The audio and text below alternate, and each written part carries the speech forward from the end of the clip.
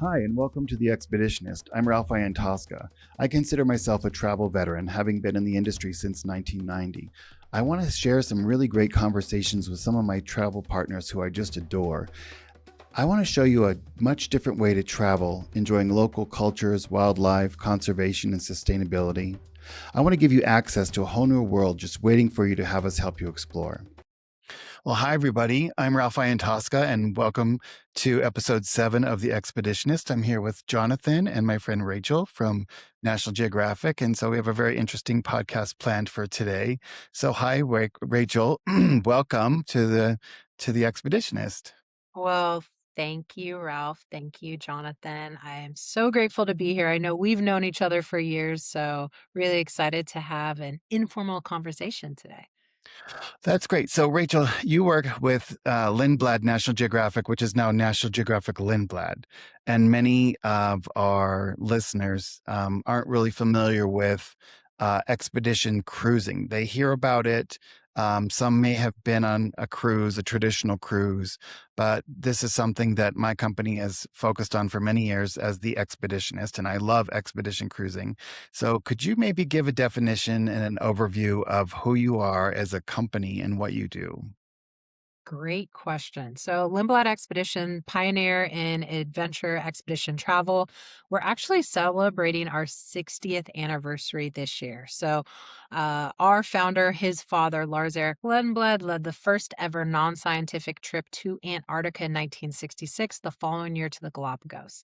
The past, I would probably say, Ralph, 5+ years, we've seen a huge surge in adventure travel. You're seeing it more in social media and the news. There's new operators going there.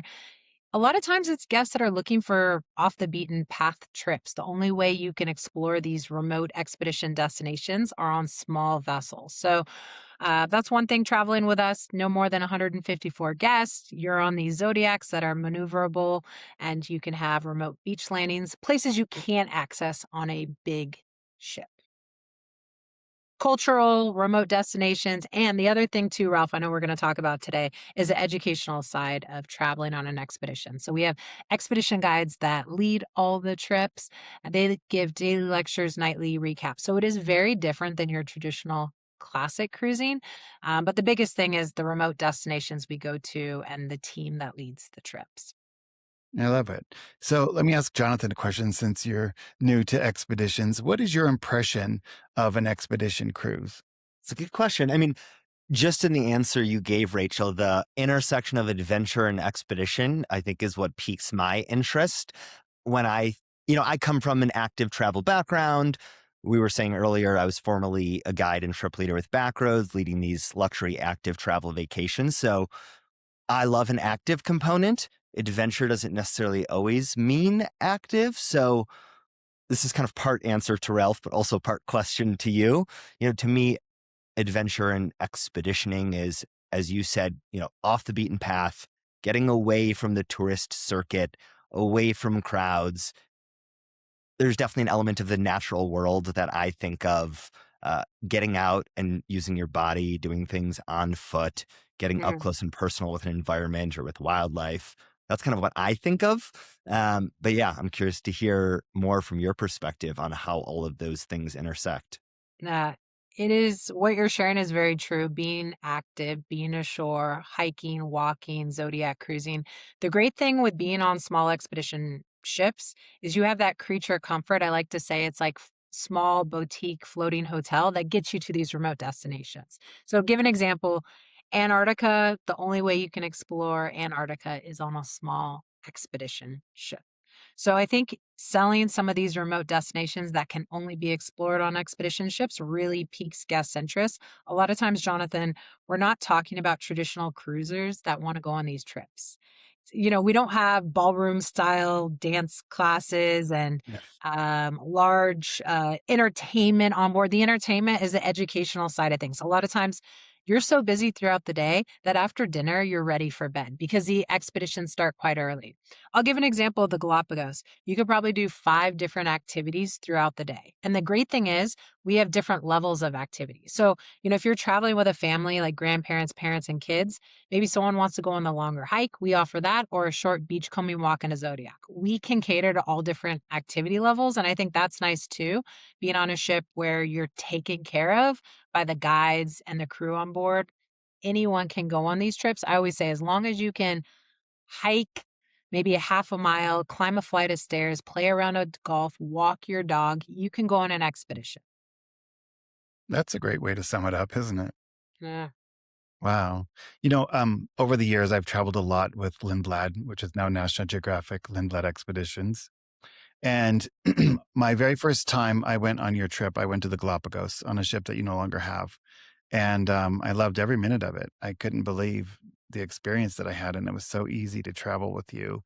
And I just really enjoyed I didn't know what to expect in the Galapagos. They weren't Yeah. the islands felt like more of a moon landing in some places, or it was very remote. It was beautiful, Yeah. and I remember the all the different naturalists explaining what we were seeing and what it meant. And I remember the level of intensity that they had to make sure that you got it. And they did it with this passion and they did it with care.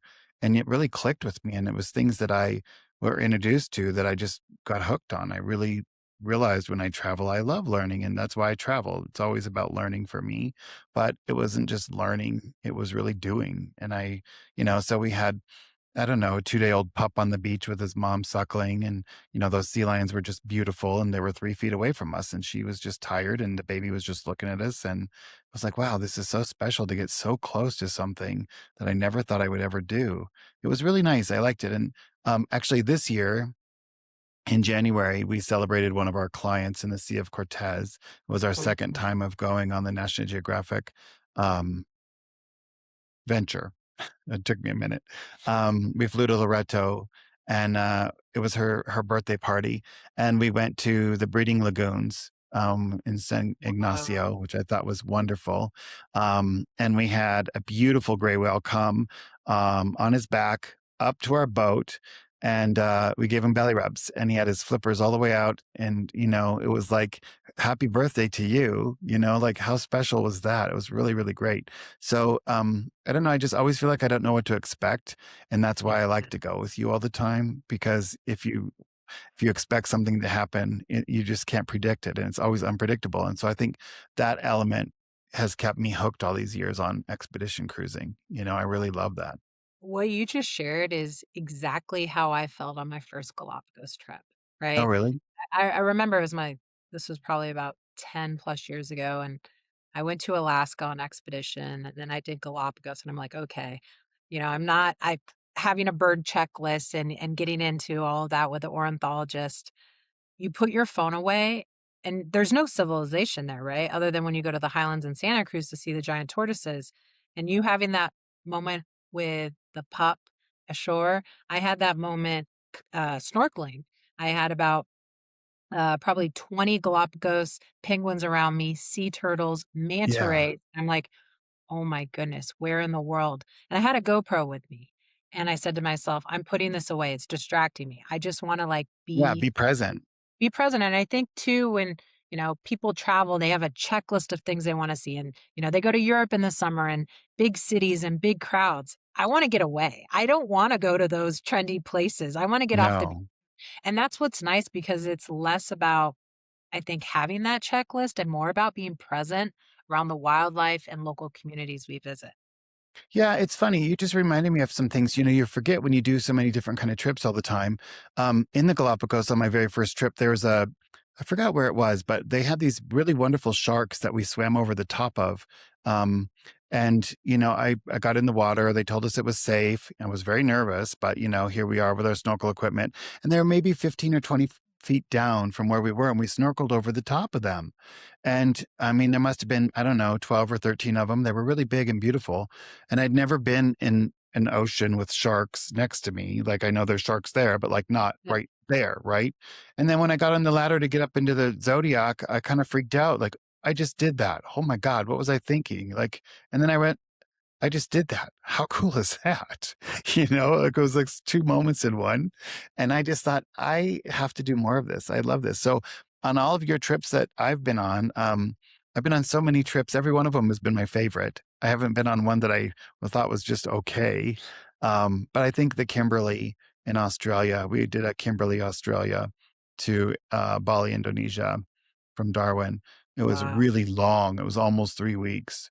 Um, and every day was like you're 13 years old, you're in summer camp, and you're playing with all these great kids that want to play with you every single day. And on the very last day, we were all so sick to go home. Like, oh God, I don't want to say goodbye. Like the crew, like everybody, it was just really, really fun. So I don't know, I love it. But why does it cost so much to go on an expedition, Rachel? Like for the people listening to this, they look at a cruise and you see all these people and they look at the price, and then you see this expedition and it doesn't have all the amenities, doesn't have all the activities, it doesn't have all the things, and all of Mhm. a sudden it's really expensive. So why is that? What do you Yeah, say to the listener, like when they would go to price something like that out great and say question. what? Yeah, And I'll bring up a destination that's more like classic cruising, but where we really stand out and we've sold out every the past 2 years is Alaska. Right, you can go on Alaska on a big ship. I'm sure the price point per day per diem is a little less expensive than an expedition and for Lindblad. As you know, the most expensive thing with an Alaska cruise isn't the cruise itself paying for it, it's your bill with shore excursions, because mm, those are not included. You go whale watching, that could be 4 or 500 per person. We include everything.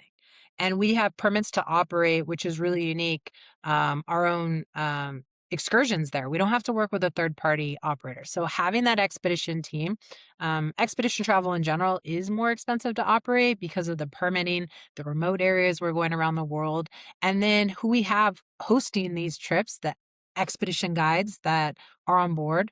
There is an additional cost. But Ralph, if we ever did like a price comparison after a guest got off let's just say a premium cruise trip in Alaska, I bet you it would be on par or their trip would be more expensive after all the excursions that are factored in. Now, that's you great. might have a guest that's like, I want a large ship, I want the casino and water slides. Then that might be a product for them. But for us, the guests that go with us, they want to be able to get on a Zodiac within 5 minutes because we see humpback whales, to be with their family in a Zodiac and not go to like Ketchikan to see the lumberjack show, right? We're going to Glacier Bay National Park. We're offering super remote hikes, sailing the Inside Passage. So it's a little different, but there it is more, I guess, operational side, like you talk about remote destinations, being in the high Arctic, exploring Greenland. The other thing, Lindblad gives back to local communities. To me, I don't think that's as talked about because we always look at price point, but there's a lot of great things that we do with giving back to the places we visit. I love that. That's really important to me. That actually Mhm, speaks to me, and I do that everywhere I go in the world. So I think that's really, really important. mhm. Tell me a little bit more about like Glacier Bay and your permits up there. A lot of the cruise lines say they go to these specific places, but they're really far away and they're not close up. What's it like? Do you still overnight in Glacier Bay? Yes, we do. And we offer, I guess it depends on like the zodiacs and the type of excursions we're going to offer, but we do offer zodiac cruising throughout the day, weather permitting, what we can offer throughout the trip, hikes. So that is all included with the trip on the Venture and Quest. And something new, Ralph. Not sure if you're aware of this because it just came out the past couple months, but we are chartering another ship in Alaska, the Greg Mortimer, in 2027, and we do have permits on that trip. And when I talk about permits, us and one other competitor have those permits for Alaska where we can operate our excursions. Everyone else, you have to work with a third party operator. So to me, I know Jonathan, with your background, that makes the difference. We have marine biologists on board, ornithologists, historians, geologists, and then our partnership, Ralph, with National Geographic for Alaska season, with our scientist program. They do live science research on board. We fund their science research. That's amazing. Can you talk about your undersea specialist program? Yes, that is quite exciting. We offer that on a handful of our destinations. I actually just returned from the National Geographic Endurance. We started in Edinburgh, we ended in Copenhagen, so we explored Scotland, Norway, Sweden, and Denmark. Wow. We had two dive master instructors on board, and every other night they presented on what they saw below the sea level. It was quite interesting from um, different fish, marine species, but they'll do live research and they'll share that research with National Geographic. So that is something offered on almost all of our trips. And on a handful of trips, we do have a dive program that guests can participate in. But any of our warm water trips, Ralph, for clients that are listening in, you can't participate in snorkeling. So we have snorkeling in Baja California, the Galapagos, South Pacific trips, I handful love it. throughout What's that. the Costa Rica Panama trip like? I Oh, haven't done that. goodness. And I have Colombia. I have not done that as either. You caught me right there off the top of my head giving specific details on that, but it is quite remarkable because we spend about 2 days sailing the Panama Canal with the locks and being on a small ship. That is a unique experience, but a lot is focused on wildlife, the cultural experiences, hiking, zodiac cruising through mangroves, snorkeling, as well as stand-up paddleboarding. I just think it sounds interesting. I've been through the Panama Canal a few times in the early 90s, and Panama to me is really beautiful. And I think the idea of being in Gatun Lake and on the Zodiacs and seeing like the birds, and I don't know, I really want to go hiking. I want to explore that. I haven't done that yet. So that's on my bucket list of trips Ooh. that I'd like to take with you that isn't a really Have long flight. I want to do something short that's not trip, so yeah. long. Yeah, like the I'm gonna Baja trip, I loved because it was such an easy flight to zip down. But my trip with you to the Kimberley in Australia and Indonesia, like mhm. Indonesia was epic. I loved that on the National have Geographic Orion. throw to you a question. Have either of you been to Greenland? I have not been to Greenland. No, would love to. Yeah. So I've Are we been going to go? the past 4 years twice, and when we were talking about the Galapagos, how you could go on 6 different voyages and have a different experience, the same with Greenland. What's, quite unique about our Greenland program, we also visit Northeast Greenland, which is really remote. It's similar to, like, you look at an Antarctica itinerary and we don't share what we're gonna see because it's so remote with the wildlife. Um, but I'll share another experience on the Greenland side. You get a ton of ice and beautiful fjords and the cultural experiences with the Inuit communities. We visit this area called Ilulissat. It's a UNESCO World Heritage Site that Ice Fjord is about 27 miles long, Wow. and it's the Uh, only part of the trip that any operator can't operate their own excursions, so it's a requirement by Greenland. You work with the locals, so we went out, there was about 8 of us on a father and son, their fishing boat, and if you look map, photo, you see Ilulissat, these icebergs are about 250 feet tall. Wow. It's And that means it they're 250 feet underneath too, I mean, right? just imagine, right? Or more than that. Usually they're like Yeah. 90% of the size that what is above the Hmm. surface level. So Greenland to me is remarkable. Like usually for clients first trip to Arctic, they want to go to Svalbard. They want to, hopefully see polar bears. I highly recommend Greenland. To me, that's the next hot destination. Um, but the cultural side of things is so unique because when you visit Svalbard, it's just remote wildlife. With Greenland, we visited this one town, about 80 people lived there in this village. They had a local church, 8 of them sang Amazing Grace, Oh, wow. Dry Eye. And then afterwards, we went on a mile hike. So, Jonathan, what you're talking about, like choice and flexibility, that's a nice thing because we do cater to different guests. But they were just so proud to show us where they live. And to me, that really is what makes it special because it's really hard to explore Greenland on your own. You want to be on like a small expedition. Nice. Yeah. One of my favorite things was when we left Ushuaia on the National Geographic Resolution. I want to talk about your technology and the money that you guys have invested. I think that was a game changer for me. And so I'm getting ready to go on another trip, but not on your company's, not with National Geographic. But so I've been 5 times to Antarctica, and I want to keep going. Can't get over it. I can't stop looking at it. I can't figure it out, and it's so exciting to me. And I've been different seasons. from early into late and everything in between. I've flown down, different times. But this National Geographic Resolution, a couple of years ago, I had a group on board. I put it Mhm. together and we all went. And I loved Captain Heidi. I think she was amazing. And one of the highlights from my experience down there was when we were in the Lemire Channel. It was a sunny day. There wasn't a cloud. It was blinding beautiful. And I was FaceTiming my niece in Bozeman, who was 15 at the time or 16. And she got to FaceTime with the captain who was operating the ship through the Lemire Channel, the only female captain in Antarctica on a National Geographic trip. And it just was so epic to me. It was so fun. And my niece was so thrilled. So was my sister. And it was just unbelievable to have her be so welcoming. And she was asking her so many questions about Montana. And does she ever want to come to Antarctica? Would she ever like to be a captain of a ship? And, does she love science? And it was just really, it was really loving. And I think what I learned from that trip was how much heart everybody on board puts into their experiences, which I think is just cool. So whatever job they had, they love what they do. It's just fun to be They on board. Yeah. they do, But this and technology, yeah. So tell me about this technology and this. Maybe you could talk about the X-Bow to our listeners and what that's all about. So it is quite unique. You'll notice with our two new polar vessels, they came out about 4 years ago in 2021. Resolution and Endurance. So National Geographic Resolution, National Geographic Endurance uh, have about 138 passengers on board.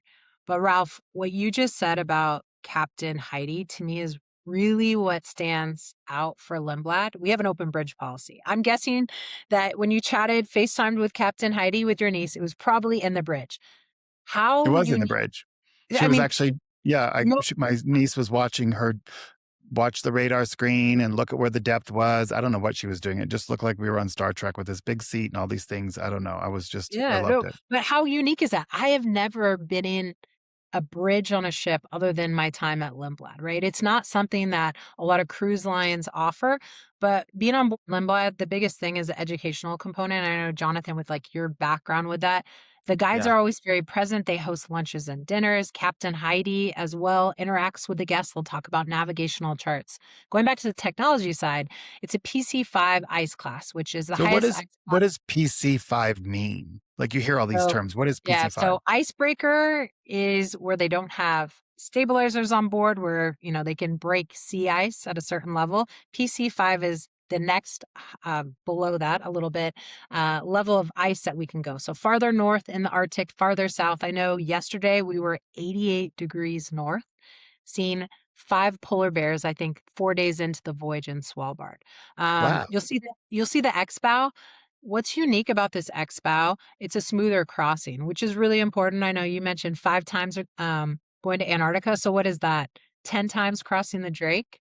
You want to have good Yeah. stabilizers on board. It was a game changer. It was very smooth. And I thought, you know what? I can't go on a ship that doesn't have this. Yeah. It Yeah. is It's both of them are probably my 2 favorite polar ships in the industry. I mean, they're both beautiful, new, but the technology side, even with, our Zodiac platforms of how we operate that, it's quite easy for us to drop Zodiacs down and get guests in Zodiacs if we're seeing, humpback whales or orcas and we wanna offer Zodiac cruising. The ship has, we mentioned, dynamic stabilizers. We don't have to drop anchor, so that is another key benefit. We're protecting the seafloor. That is huge. But both ships are stunning, probably two of our most popular vessels in our fleet. Wow. Well, I have to say, I would go on it all over the world. I love it. Oh, Yeah. I want to change subjects. So some of the things that you do are really interesting. Like you have trips to Vietnam, you have trips to the Amazon, you have trips to Egypt. You do some really exotic things. And we have some people that are getting ready to go to Egypt in February. Well, January mhm. 29th of 2027 is the group that I put together, and they're all going. Um, and I really have to say, to go on a National Geographic trip to Egypt, it's not a cruise, but it's a river cruise on the Nile, but they're going to do some touring and things. How do you all put that together? Well, we work with land operators. That is something key in our expedition team. So, any of those vessels you mentioned, the Nile going to Egypt, exploring the Amazon, Ralph. We charter vessels. Best time of year to be in those destinations. We bring our expedition team on board, Ralph, and they are experts. A lot of times they visited these destinations probably well over 40 times, hosting every year with Lindblad. So not only are they on board giving lectures, but they are working with our local third party operators to visit these remote destinations. We're seeing a lot more interest, I would say, not only with some of these off the beaten path, we're exploring Japan as well. Um, We've chartered 2 ships, Ralph, for Europe rivers, which some might think there's a lot of river companies that are exploring Europe rivers. Why would Lindblad get into that? Well, I always say too, if guests like small ship cruising, they like river cruising. They want to be on small ships.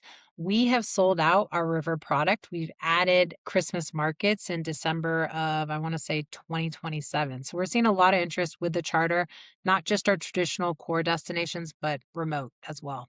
What do you think about going on a river cruise? I'm open to it. I'm open to it. I've never been on one.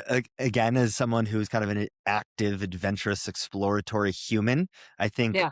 when I initially hear any sort of cruise terminology, I Mhm. can have a little bit of this mentality of cabin fever, again, stuck on boat. But I mean, even just over the course of this conversation so far, you come to realize the more you learn, that's just not the case. There's so much more available to do. So yeah, I feel like the more I learn, the more open I am to it. So what do you Yeah. think about like the people in your age group? So you're 40, right? Yep. So what how would a family that age or a couple that age like take interest in doing something like this? What would be appealing to that considering all the other opportunities they have to travel with social media and, like what would be appealing to this group, this National Geographic, expedition Yeah. company? What would be appealing? One of the things that you mentioned earlier, Rachel, about just really unplugging and being incredibly present, Mm. I think that stuck with me. That just really speaks to me personally. And again, this day and age with so much white noise and oftentimes challenge to really put the technology away, get off the screen now with a baby in tow as well, like just quality time with the family. That feels super appealing. And I guess I'd be curious with that to know like what it's like being on a ship, either as a couple, say in your young 40s, or as a family with a young kid, and how everyone can kind of get what they want out of the experience. Yep. I love that question because I get it a lot from my friends that are like, you have the best job, but I never thought about cruising or expedition cruising. I always think that's for, my parents or grandparents. They stay at Yeah. luxury resorts, which a lot of times who's staying at these nice properties are people that have maybe more time, discretionary funds, early retirees. So it's interesting that there's almost this fear amongst a generation that like I shouldn't do that until I'm in my 60s. I love I love expedition cruising. I love the adventure side, and I like to be on a ship that will take care of me in these remote destinations. The nice thing is, Jonathan, like if you have a family, you can go ashore for a couple hours and then come back on board and be taken care of in that way, right? It's not like you have to be on a 4-hour bus ride to get back to maybe the hotel for a remote destination. Um, the fastest growing segment is expedition, and part of that is multi-gen family travel, and the other is skip gen. And that was a new term, Ralph. I'm sure you've heard it where grandparents they take their grandkids. I wish my grandparents did that, We but we're did. seeing I grew up that way. I loved it, and I didn't want my parents there at amazing, all. right? Yeah, when you're I with your mean, grandpa and your grandma, it's a blast, but and not with your mom and dad. And the exactly, and the kids that are traveling with us, I would say the sweet spot is probably when they're in elementary school. We do take kids, about 1 year to 4 years, but usually it's like 6, 7, 8, 9 teenagers. We have a program built for children. It's called Explorers in Training. We partner with National Geographic on that, and we have that in our core destinations. Most popular is summer. Alaska and Galapagos. But kids get a field research notebook. They might have a checklist of different wildlife species to see. They can give a presentation on board to the rest of the guests. And what I'm most jealous about, Ralph, because I do not have this license yet, they even get a Zodiac license. They I learn have to how to tell drive you, Zodiacs. yeah, I love that part. When I did the Sea of Cortez twice, well, Baja California twice Yep. with you.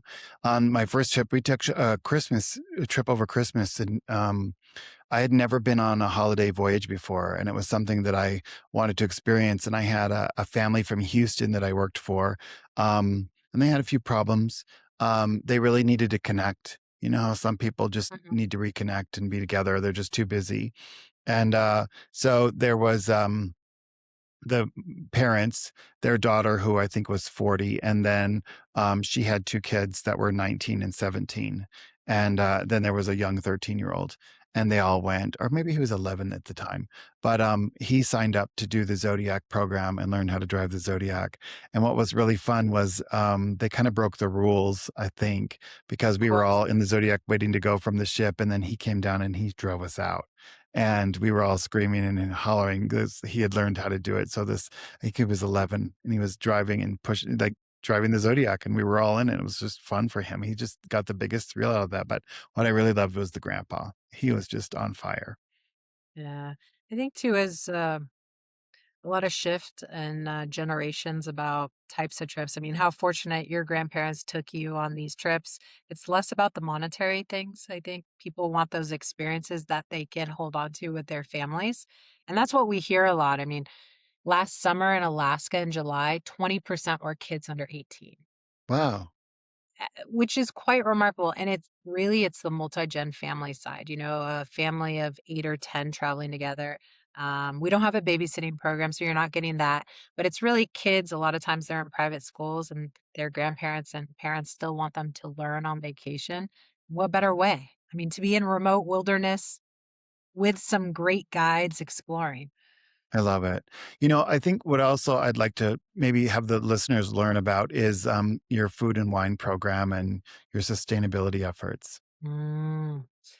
I love that. Just coming off the endurance, we have a specialty restaurant and they change it seasonally. So I experienced that a week ago. It was 7 different courses, and we have zero food waste program on board, which goes back to the sustainability side. We're probably one of the most sustainable companies in the industry. So, for example, after breakfast, they'll have a checklist if you want your meat, fish, vegetarian, just so we don't waste food. One thing I loved, Ralph, I had part of my meal, there was like a deconstructed beet salad, which I don't even know how you make that. The next evening in the lecture, you know, they always have some snacks out. They had like beet chips. So we always try to No be good waste. about not like, yeah, zero food waste. Um, Sustainability is huge. Everyone's talking about, you know, no plastics on board. We take it a step further. It's not just about that. We have a sustainability team. And I'm not even aware of, maybe there's a couple expedition companies that have that, but it's very important. Part of our DNA, we partner with National Geographic on this. We have a fund called LexNG Fund through National Geographic. Guests have donated over $21 million That's to the, awesome. and we give back to local communities. So we actually just had a management call yesterday, and one of our expedition guides was on it talking about endangered species. Some of the finches are endangered and what we're doing to rehabilitate the finches. But we also work with local communities. We have a couple farmers that we work with. We purchase their vegetables from their local farms. So everything is giving back to locals. And then also on board, Ralph, every small expedition ship has a gift shop, they call it. We call it our global gallery. What we sell is local merchandise from the places we visit. So we have some bracelets that you can buy where they were handcrafted like paper bracelets. So everything is recyclable, reusable, and portion of that goes back to the local communities.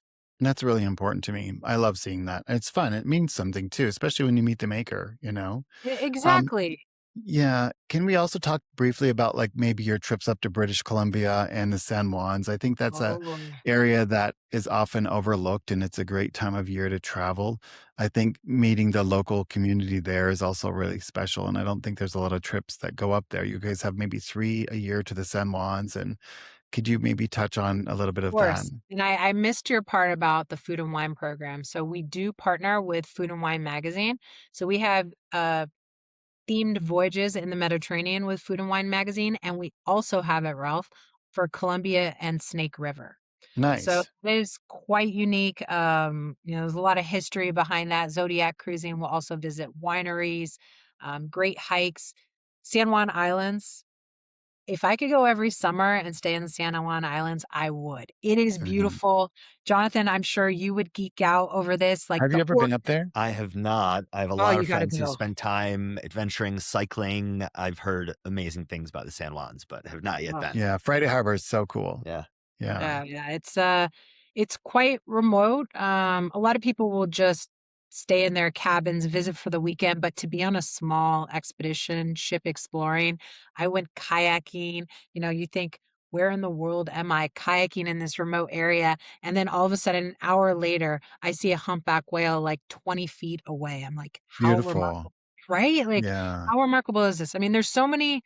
The great thing is too about this expedition segment, Ralph, and I mean, if there's anyone that has been everywhere in the world, I know it is you. It's not just what you're hearing about right now with the trend being polar, right? Antarctica, Arctic, and Galapagos. There's so many other places to visit. And that's Yeah. what's unique is like even Jonathan, when there's a lot of clients that will say, I'm not a cruiser. You don't this isn't your traditional cruising. It's more of adventure, active, wildlife enthusiasts, photographers, solo clients love it. Once you go on one trip, you're hooked. Our repeat business, I always say Galapagos usually is easiest because it's closer to home, Ralph. But we see a lot of interest with Baja, Alaska, San Juan Islands, British Columbia, and Snake River. The choices are endless. Yeah, I think so too. I love that you can also find something at certain time of the year. So whatever month you're on, there's something happening, so it's always in season where you are. I haven't been out of LA. You're an LA girl, right? You live in Mhm. California. So what is your experience like when you guys leave Oregon and you head back to Baja and you do the Channel Islands? That's something that I've never ever explored. Beautiful. I mean, the port of LA, probably like not as pretty, but once you get outside of Yeah, LA, it's it kind of is stunning. gross. Channel Island. I mean, the hiking is beautiful there. Zodiac cruising, the wildlife you're going to see. Heading up north is stunning. It's a great trip. Closer to home, shorter trips. They're about 8 days in length, but another great trip to do, especially for West Coast.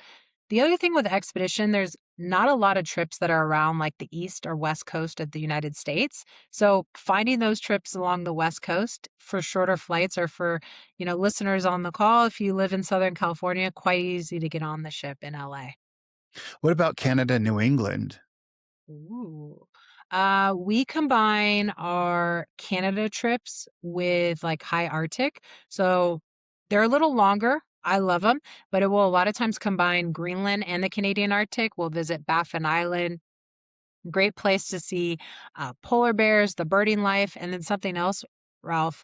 We have this year a 66-day epic Northwest Passage voyage from Jonathan. I know you're looking, you're probably like 66 Yeah, but days, there's these nomads can work anywhere in the world and you have Starlink. right? It's fast, Well, right? and that's the thing, you can't. So we have Starlink on board.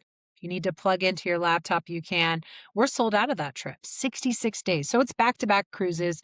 It starts in Iceland, goes to Greenland, Canadian Arctic, Northwest Passage, and then we have a voyage from Nome, Alaska. The last segment is Nome to Japan, Wow. where we bring Wow. one of your favorite ships, Ralph, the Resolution, will be in Yeah. Japan this September. So I have 2 couples that I adore that I made sign up on that trip. I said, "I don't think anyone else is gonna do it as good as these people. You have to go." oh, So, I'm jealous. I would like to do yeah, it with 2 us. weeks. I know, and I'm excited that you guys are gonna use the W Hotel. Um, for them to meet up at. That doesn't seem like a National Geographic hotel to me, so that seems funny. Well, And Osaka, but I'm excited for them. maybe it's So based on yeah, location, but that's is there any like I'll throw a question back to you guys.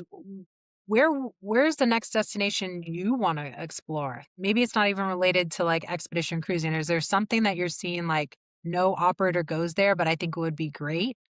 I love that question.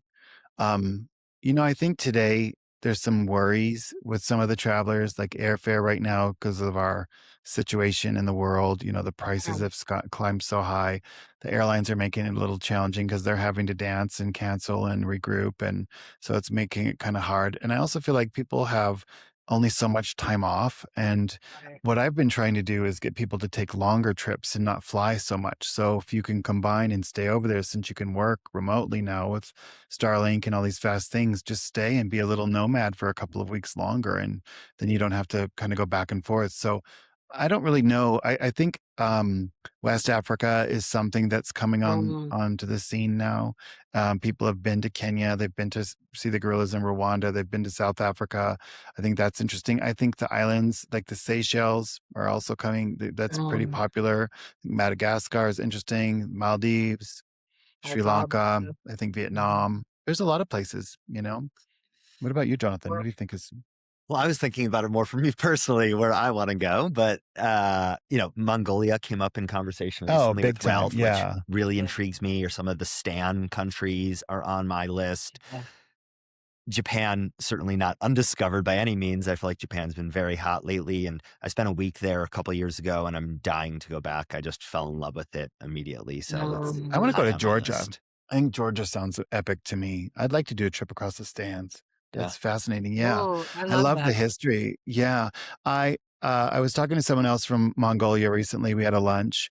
He's one of my favorite people, and I didn't really know a lot about Mongolia. And it was really interesting how the Russian influence is there, and it's surrounded by Russia and China, and they have this independence. So I would like to put a group together and go, explore Mongolia and not just be there for a festival, but I really want to meet the people. So I think Mm. like what you said to me really resonated today with like in Greenland, a village of 80 people and having them sing for you and go to their church and meet them. Like that's travel. I love that, you And it know? wasn't a show.